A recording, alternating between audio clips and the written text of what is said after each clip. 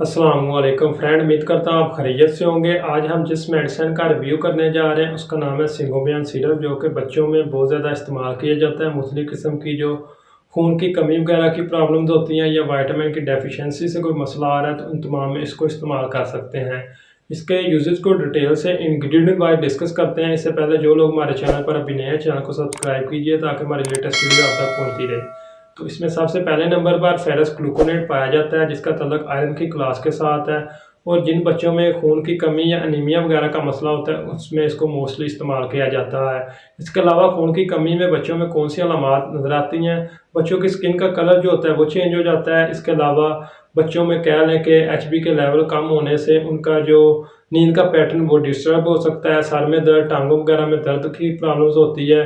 तो इन तमाम सिम्टम की बिना पर हम उसके जो टेस्ट वगैरह होते हैं उसको परफॉर्म करते हैं। उसके बाद हम कह लें कि उनको खून की कमी वगैरह के लिए ये सप्लीमेंट रिकमेंड करते हैं। इसमें मौजूद विटामिन जैसा कि विटामिन B1, B2 और B6 वगैरह, ये अगर बच्चों को ग्रोथ रिलेटेड विटामिन की डेफिशिएंसी का मसला आ रहा है उसमें हेल्प करते हैं। इसके अलावा जो बच्चे बहुत ज़्यादा अग्रेसिव मूड या गुस्से वाली तबीयत के होते हैं उसमें इसको इस्तेमाल किया जाता है। इसके बहुत ही अच्छे रिजल्ट्स हैं। और इसके अलावा अगर ज़हनी तौर पर बच्चों में कमज़ोरी की प्रॉब्लम नोट की जाती है, मेंटली हेल्थ रिलेटेड कोई मसला आ रहा है तो उनमें भी हम इन तमाम विटामिन को इस्तेमाल करते हैं। इसके बहुत ही अच्छे रिजल्ट्स हैं। इसके अलावा इसमें मौजूद निकोटिनामाइड, अगर किसी बच्चे को चोट लगने की सूरत में कोई स्किन रिलेटेड प्रॉब्लम्स आ रही है या ओवरऑल स्किन डैमेज हो रही है, उसका कलर चेंज हो रहा है, तो इन तमाम में इसको इस्तेमाल कर सकते हैं।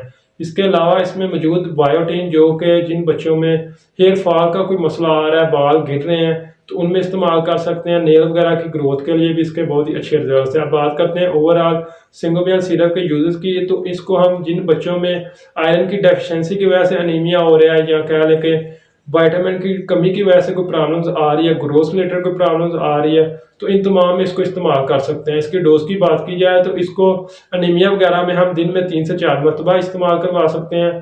तो जिनको विटामिन बी कम्प्लेक्स वगैरह की कमी का मसला है तो उनको दिन में 1 या 2 मरतबा इस्तेमाल की जाती है। इसके साइड इफेक्ट को देखा जाए तो इसके इस्तेमाल से जो स्टूल का कलर होता है वो चेंज हो जाता है, वो ब्लैक हो जाता है। इसके अलावा डायरिया वगैरह इसके इस्तेमाल से नोट किया जाता है। वोमिटिंग की कंप्लेंट्स हो सकती है, अपसेट स्टोमिक वगैरह का मसला आ सकता है। उम्मीद करता हूँ आज की वीडियो आपको पसंद आई होगी। वीडियो को लाइक कीजिए। शुक्रिया।